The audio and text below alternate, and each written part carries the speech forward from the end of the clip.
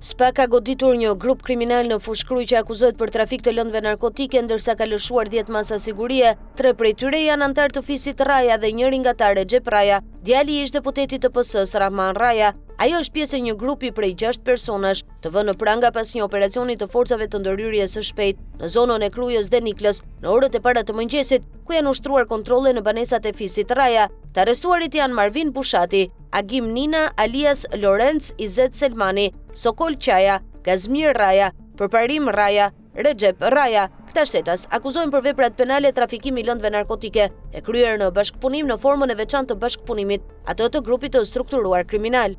Kush është Recep Raja? Recep Raja është njeriu që u filmua teksa godiste me shkop bejsbolli 2 kushërinjt, Bilbil dhe Yashar Maya. Në dunimin barbar të 2 kushërinjve, ngjarje e ndodhur në vitin 2023, u përfshin edhe antar të fisit Raja, se 2 vëllezërit e deputetit socialist Xhelale e Flamur Raja, ku ky i fundit i drejtonte armën një prej të dhunuarve që ndodhej pa ndjenja në dyshemen e lokalit ku ndodhi ngjarja e rëndë. Megjithatë, emri i Recep Rajës dhe xhaxhait të tij Xhelalit është përfshirë edhe në një ngjarje tjetër të dhunshme. Njeriu është akuzuar se ushtronte dhunë ndaj të dashurës së tij në atë kohë, Gjisiela Maloku.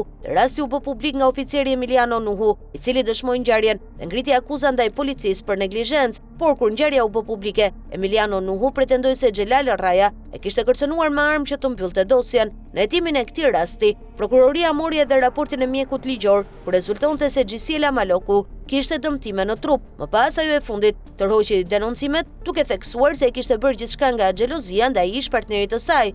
Recep Raja u arrestua më 30 shtator.